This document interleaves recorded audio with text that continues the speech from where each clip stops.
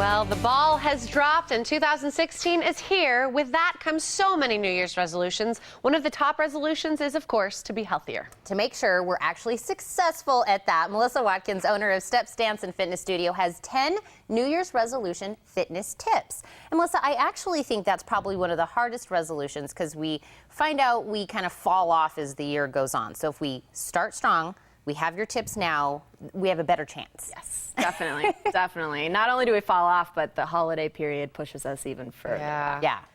So definitely. we have 10 of them. What's the first one you want to tackle? So first one, I think probably the most important one, is keeping your head in the game. And that can be different for everyone. That's the number one thing I hear from people when I say, hey, where were you today? You weren't in class. They say, oh, I just didn't feel like it. Yeah. So I challenge people, find ways to fix that right away. You know, prepare yourself for battle is what I always say. If you're not feeling it today, ask someone to go work out with you, or, you know, ask your instructors to hold you accountable. You know that. I'll call you out on Facebook. I'll send you a text. Whatever helps you, you know, whatever helps get you in. Or find something else that motivates you. For me, if I find 5 new songs and put them on my iPod, that'll motivate me to go to the gym because I have those songs to listen to. Can I tell you one of my motivators? Yes. Is I buy a new outfit to work out That in. works. So then I can't wait to wear it to class. I'm like, oh, I'm going to set it out. I'm going to be in this cute little outfit. I'm shocked. You're in your hot pink right now. I know. Or I buy cute little socks or something, and it's a motivator. Totally. Because then I'm like, oh, I just bought it. I got to go wear it. And it's a justification to go shopping. Perfect. That's exactly. That's a good one. But that kind of falls into your tip 2. Yes, absolutely. So tip 2 is be prepared. Yeah. Same thing.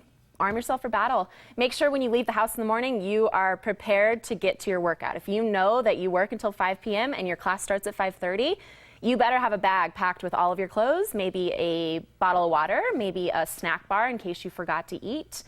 We really try at Steps, at my studio, we really try to have little baskets full of things that you may have forgotten. I mean, I've been guilty of people walk in and go, oh, sorry, I forgot my shoes. And on their way out, I go, well, what size do you wear? If I have them in my bag, you can put them on, right? Anything to eliminate excuses, but why not eliminate them for yourself? I always tell people, keep a little bag in your car that has a hair tie, a water bottle, a snack bar, and an extra pair of socks. Definitely. Eliminates 4 excuses you could create on the way. Exactly. And one of those things, of course, was the water bottle. So again, I think we all know in the desert it's important to hydrate. But tip 3, hydrate. Again, hit on why that is so important. Number one reason that's so important is people confuse fatigue for dehydration. People always say to me, I just get so tired at 3 p.m. I'm like, well, how much water have you had today? Well, not much, but why? That has everything to do with it. Next time you're really, really, really tired, go get a glass of water and drink all of it. Guarantee you feel a lot less tired. Most people in Arizona especially do not drink even close to the amount of water that is recommended. So what I always do and what I recommend to people is the gallon challenge, which means you buy one of those ugly, nasty gallons of water and you carry it around with you all day long, and your goal is to complete all of it. Why I say 1 gallon is because you can refill your water bottle 8 times to get to your 8 cups. You're probably not going to do that. Right. When you have your gallon, you can see your progress all throughout the day as it goes down. It's a lot easier. And I see some people that actually put little marks on the side with times on it, like be here by 3 or be here by 7 or whatever. And that also gives you a little bit more of motivation. Yeah, that way you're not chugging the bottom half at 10 p.m. to get to your goal. You're just like, I'm just going to drink the rest of this.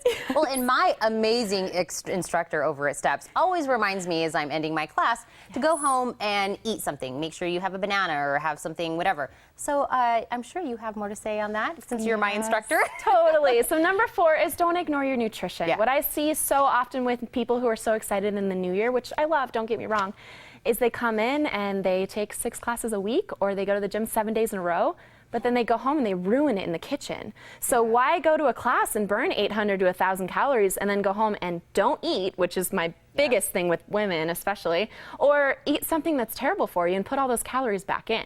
I mean, I don't know about you, but I would not want to work that hard for nothing. And that's essentially what you're doing when you don't put the nutrition element into it. Exactly. Well, I have to tell you, too, another thing that kind of holds me back is I get kind of bored when I'm doing the same thing over and over and over. Totally. Totally. So that's tip number 5 is to switch it up.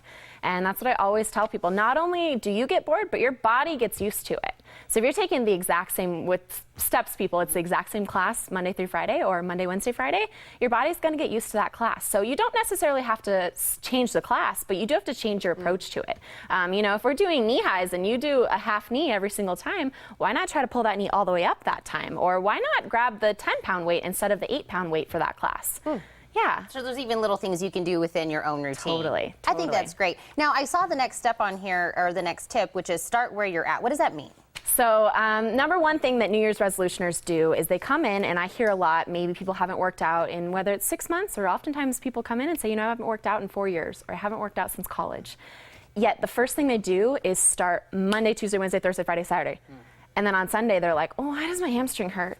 Oh, why do my knees hurt? Because you've done nothing for 2-3 years, and now you're putting your body through all this force. So what happens is you injure yourself. So I highly recommend that people start where they're at. If you come in and you know that you're out of shape, which is the #1 term that people use to describe themselves in the new year, come to class 1, 2, maybe 3 times a week. I recommend people start with twice a week of exercise if you haven't exercised in a while. Great. I have to admit to you, the next tip is actually the one that I didn't need, which is shun the scale. Girl, you can't get me on that scale. Get that scale away from me. Oh, I get on the scale. I just tell it it's broken all the time. Exactly. Oh, this can't be correct. But what do you mean by shun the scale? Like, just, were we not supposed to be weighing ourselves? Well, women obsess about it. So here's what happens. 1 pound of weight loss in a week is a lot. Yeah. And that's the way that feels on your body is substantial. But the way that looks on a scale, you weighed yourself at 140, and after a week of just killing yourself in the gym, you get on and you're 139, you're like, 1 pound? Yeah. Versus if you wait 6 weeks and then get on the scale and you have, 10 pounds of loss to stand for. So I really recommend to women that instead of getting on the scale every single day, you pay attention to things like your energy, whether or not you're getting all the way through the class that you set your goal to get through, or how your clothes are fitting, because your clothes are going to be a lot more honest than that scale. That is very I mean, I'm a walking example of that. People are always surprised how much I weigh. And so it's become kind of a fun tool that I'm like, that is how much I weigh. Muscle weighs more than fat, you know? Yeah, with all that muscle, girl, of course. Well, I don't want to run out of time. I want to make sure we get through these next 3 tips. So what's that next one? Keep it progressive. So it's kind of what we talked about earlier, progress, and pick up the extra weight, pick up a 10-pounder instead of an 8, or push the extra reps in class, or go a little bit harder. Yeah. And then, of course, stay positive, which that I think if your mindset is good, you're good. Totally. Set small goals. You made it through the whole class, awesome. Next week, go a little bit harder. I love it. And then last but not least, help or guidance might be needed. Yes. That's where you come in. Yeah, totally. Except what you don't know. You know, I don't go to the doctor and tell the doctor everything that I WebMD'd, so don't come into your fitness studio and do that. Ask for help. Admit that you don't know things, and we would love to help anyone. It is okay to ask for help. You are great. I just absolutely love when you're on, and these tips are really great. I think it's the perfect time to be looking at all of these and start implementing them immediately. So, Melissa, I want to say thank you so much for coming back on. This is so great. And again, you can get started on getting in shape with Melissa and Steps Fitness with a free 3-class pass when you mention the Morning Blend. For more information, you can call 730-2279 or log on to stepstucson.com.